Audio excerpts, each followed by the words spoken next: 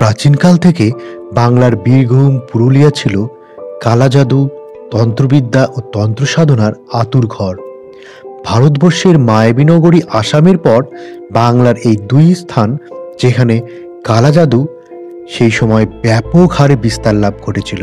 বহুকাল আগে এই বীরভূম ও পুরুলিয়ার প্রায় বেশিরভাগ স্থানই ছিল জঙ্গলাকীর্ণ, আর এইসব স্থানে ভারতবর্ষের বিভিন্ন প্রান্ত থেকে তান্ত্রিকরা এসে এখানে তন্ত্র সাধনা করত। পুরুলিয়ার লাল মাটির রাস্তা দিয়ে আমরা চলতে শুরু করলাম কুসুমগঞ্জের উদ্দেশ্যে। সেখান থেকে আমরা গভীর অরণ্যে প্রবেশ করব। বন্ধুরা, ইউটিউবে একমাত্র আমাদের চ্যানেল যারা আজ গভীর অরণ্যের মাঝে কুখ্যাত তান্ত্রিকদের সাধনাস্থলের সন্ধানে নিয়ে যাবে।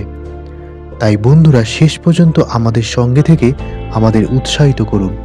বহু সাহিত্যিকদের গল্পের মধ্যে তন্ত্র সাধনা বিষয়ে লেখা থাকলে এই কুসুমগঞ্জের নামটি বারবার উল্লিখিত থাকে, আর বাস্তবেই তা সত্য। এক সময় এই জঙ্গলের কুখ্যাত তান্ত্রিকদের ত্রাসে সমস্ত এলাকার বাসীরা ভীত সন্ত্রস্ত হয়ে থাকত। তেমনই কিছু ঘটনা আজ পথ চলতে আপনাদেরকে শোনাবো। বর্তমানে আমরা শালবনের গভীর অরণ্যের ভিতর দিয়ে যাচ্ছি। এসব জঙ্গলে সচরাচর কোনো মানুষজন যাতায়াত করেন না। স্থানীয় লোকেরা বলে থাকেন এই জঙ্গলগুলি ছিল একসময় কালা জাদুরদের আখড়া। আপনারা দেখতেই পারছেন মাইলের পর মাইল শুধুই শালবন আর শালবন। এইসব জায়গায় জনবসতি নেই বললেই চলে। তাই এইসব জায়গায় ছিল তান্ত্রিকদের তন্ত্র সাধনার জন্য একেবারে আদর্শ। বহুকাল আগে এইসব এলাকায় দুই ধরনের তান্ত্রিকদের দেখা যেত। এদের মধ্যে কিছু ছিল শুভ শক্তির আরাধক। তারা তন্ত্র সাধনার মধ্যে দিয়ে শক্তি অর্জন করতেন।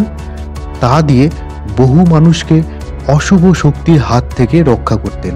নিজের জীবনের বাজি নিয়ে যে সমস্ত তান্ত্রিকরা মানুষকে রক্ষা করে এসেছে তাদের মধ্যে হলো তারানাথ তান্ত্রিক, বৈদ্যনাথ তান্ত্রিক, দুর্গা শঙ্কর পণ্ডিত ইত্যাদি। আবার এক শ্রেণীর তান্ত্রিকরা ছিল অতীব ভয়ঙ্কর। নিজের স্বার্থসিদ্ধির জন্য তারা কালা জাদু করতেন। তারা কালা জাদুর বিদ্যা অর্জন করার জন্য যা যা পন্থা অবলম্বন করতেন তা শুনলে আপনারা অবাক হয়ে যাবেন। তারা সব সাধনা করতেন। অশুভ শক্তি যেমন ভূত পিশাচদের তারা নিয়ন্ত্রণ করতেন, আর এই অশুভ শক্তি অন্যের উপর প্রয়োগ করে তারা নিজের স্বার্থ সিদ্ধি করতেন। এতটাই ছিল তারা ভয়ঙ্কর। গ্রামবাসীদের কাছে শুনেছি যে এই জঙ্গলের মধ্যে প্রাচীন বটগাছের কোঠরে বা কোনো পুরানো কোনো বাড়ির ধ্বংসাবশেষের মধ্যে এইসব কুখ্যাত তান্ত্রিকরা কালা জাদু করতেন। কোনো মানুষকে বশ করা এইসব তান্ত্রিকদের কাছে বা হাতের কাজ। অনেকে বলেন এইসব তান্ত্রিকরা এতটাই ভয়ঙ্কর ছিল যে তারা মৃতদেহের মধ্যেও প্রাণ সঞ্চার করতে পারতেন। এইসব কুখ্যাত তান্ত্রিকরা সুযোগ পেলেই জঙ্গল থেকে বেরিয়ে গিয়ে মানুষদের বশ করে নিজের কাজে লাগাতেন। আজও এই গভীর জঙ্গলে যে তান্ত্রিকরা কালা জাদু আর করেন না সে কথাও কিন্তু আপনি নিশ্চিতভাবে বলতে পারবেন না, কারণ বিগত দিনের কিছু ঘটনার সাক্ষী থেকেছেন আশেপাশের গ্রামবাসীরা ও বন দপ্তরের কর্মীরা।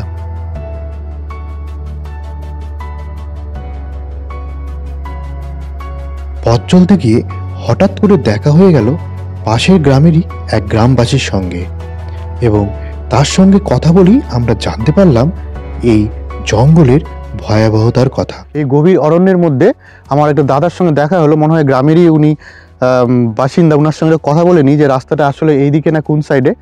তো চলুন আমি যাই, একটু দেখা করে নিই। দাদা, আপনার কি এখানেই বাড়ি? হ্যাঁ, আমাদের এখানেই বাড়ি। তো আমরা এখানে শুনেছি যে এখানে একটা পুরনো যে তান্ত্রিকরা এখানে পুজো করতেন বা তান্ত্রিকরা এখানে তন্ত্র সাধনা করতেন। তো আপনি কি জানেন এরকম কোনো ঘটনা? ছিল আগে, আছে, ওদিকে একটু তো যাওয়া যাবে না। কোন দিকে রাস্তাটা একটু বলতে পারবেন? এটা দিয়ে হবে রাস্তা। ও এই রাস্তাটা দিয়ে? তো এই রাস্তা তো এটা- প্রচন্ড জঙ্গল, এদিকে গাড়ি নিয়ে যে যাওয়া যাবে? না, এটা দিয়ে গাড়ি নেওয়া যাবে না, যাওয়া যাবে না। মানে কি রাস্তা কি খারাপ আছে? খারাপ আছে, উঁচা নিচা জঙ্গল। শুনেছি যে ওই জঙ্গলের ভিতরে হুম। হ্যাঁ একটা বড় একটা বট গাছ আছে, ওই বট গাছের কোঠরের মধ্যেই কোনো একটা মানে ঘর আছে, মানে ওরকমই একটা ঐতিহ্য মানে পুরোনো দিনের আর কি ঘর আছে, যেখানে যেখানে তন্ত্র সাধনা করতো। এটা কি ঠিক? অত দূর আমি যাইনি, কিন্তু দেখে শুনেছি লোকের কাছ থেকে। আমরা কি এদিক দিয়ে যেতে পারি এই রাস্তা দিয়ে? না, এটা দিয়ে যাওয়া যাবে না, এটা দিয়ে এই পর্যন্ত লাস্ট, এই পর্যন্ত আর যাওয়া যাবে না, দপ্তরে বাধা আছে। বন দপ্তরের বাধা আছে। হুম। আচ্ছা দাদা, আমরা যদি এই রাস্তা দিয়ে যাই তাহলে মানে কখন মানে ফিরে আসতে পারবো তো? ফিরে আসতে পারবেন, মানে সন্ধ্যার আগে আগে। মানে সন্ধ্যার আগে আগে। সন্ধ্যা হয়ে গেলেই আর কি বিপদ আছে। বিপদ আছে। বন্ধুরা শুনলেন যে এখানকার দাদার কাছ থেকে আমরা যে শুনলাম যে সেই জঙ্গলে মানে বন দপ্তর থেকে রেস্ট্রিকশন আছে যে ভিতরে যাওয়া যাবে না। কতটাই ভয়ানক সেই জঙ্গল হতে পারে দেখতে পাচ্ছেন। এই যে একটা ছাউনির মতন দেওয়া আছে, এখানে বসার জায়গা আছে। এটা অ্যাকচুয়ালি বন দপ্তরদের থেকে এটা তৈরি করা আছে। যদি এই পাশের জঙ্গলে যদি যেতে না পারে তার জন্য এখানে বন দপ্তরের লোকেরা এখানে পাহারা দিয়ে থাকেন। তবে বর্তমানে এখন আমি দেখতে পাচ্ছি না কাউকে।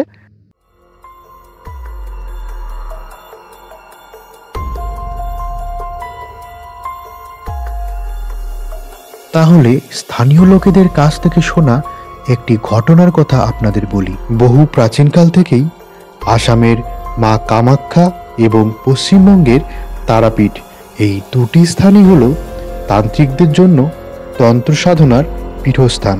কিন্তু পুরুলিয়া জঙ্গলের এই তান্ত্রিকরা ছিল একটু অন্যরকম। তারা কালা জাদুর দ্বারা নিজেদের স্বার্থ সিদ্ধি করত। তেমনই কিছু ঘটনা ঘটেছিল সেই পার্শ্ববর্তী গ্রামের লোকজনদের সঙ্গে। জঙ্গল সংলগ্ন চাষের জমিতে কৃষকেরা চাষ করতে গেলে তারা দিনের আলো থাকতেই বাড়ি ফিরে আসতো। সেই দিনটা ছিল শীতের বিকাল। বেলা গড়াতেই কুয়াশায় যেন চারিদিকে ঢেকে গিয়েছিল। পাশের গ্রামের এক কৃষক সেই দিন জঙ্গল সংলগ্ন এলাকায় তার নিজের জমিতে চাষ করতে গিয়েছিল। চাষ করে ফিরে আসতে তার দেরি হয়ে যায়। লোকটি বাড়ি ফিরে আসার পর তার মধ্যে এক অদ্ভুত পরিবর্তন বাড়ির লোকজনেরা লক্ষ্য করেন। এইভাবে 2-3 দিন পেরিয়ে যায়। একদিন এক ঘটনা ঘটে। রাত তখন 2টা। বাড়ির লোকজনেরা দেখেন সেই লোকটি বাড়িতে নেই, আর বাড়ির মূল দরজাটি খোলা।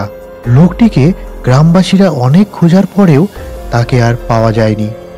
আসলে সেই কুখ্যাত তান্ত্রিকরা নিশি ডাক দিয়ে তাকে বশ করে নিজের কাছে নিয়ে আসেন এবং তাকে দিয়ে বিভিন্ন অসামাজিক কাজকর্ম করাতেন।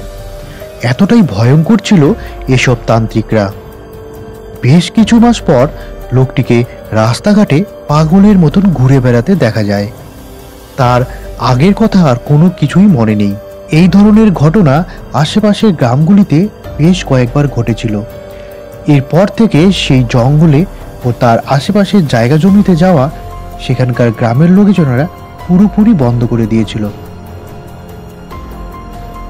নিশিডাক সম্পর্কে তারাপীঠের সাধক শ্যামাখ্যাপা বলেন যে নিশি হলো রাত 12টা, আর এই সময় আপনাকে কেউ নাম ধরে ডাকলে আপনি যদি প্রথমবারই উত্তর দেন তাহলে আপনি বশীকরণের শিকার হয়ে যাবেন, আর আপনি পুরোপুরি অন্যের নিয়ন্ত্রণে চলে যাবেন।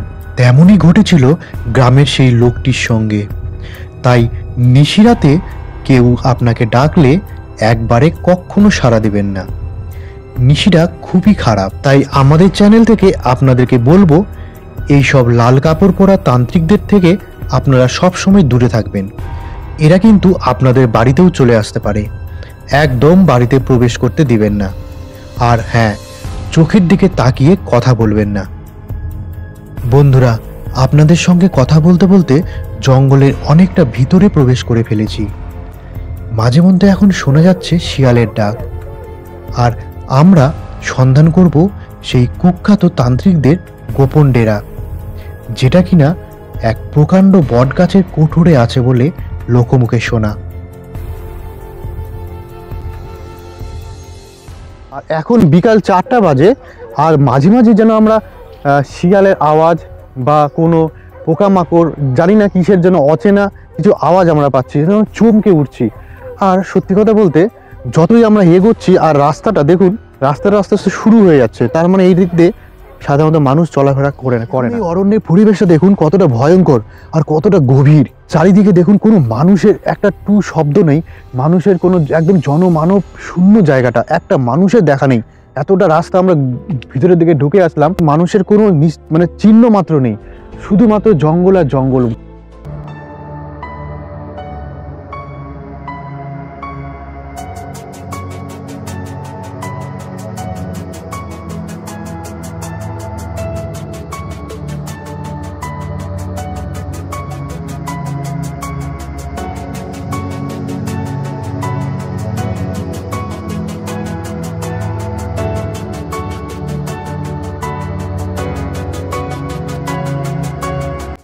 বন্ধুরা, এই সেই বট গাছ দেখুন, এই প্রকাণ্ড বট গাছ। আমার মনে হয় এই বট গাছটি ছিল সেই তন্ত্র সাধনার মেন স্থান। সেই অঘরী বাবারা মনে হয় এই স্থানেই ওরা সেই তন্ত্র সাধনা করতো। এই যে দেখুন, এই বট গাছের গহ্বরটা মনে হয় এইটাই রাস্তা। আর এই দিক দিয়েই পুরো গেটের মতন একটা দেখতে পাচ্ছেন, আমার মনে হয় এই দিক দিয়েই ওই গহ্বরের মধ্যে মেন জায়গায় পৌঁছানো যাবে। বন্ধুরা, কোটরের ভিতরে প্রবেশ করতেই এই জন্য কোন জায়গায় চলে এলাম আমরা। দেখুন, কুটকুটে অন্ধকার, চারিদিকে আবদ্ধ, শ্বাস নিতেও আমাদের কষ্ট হচ্ছে।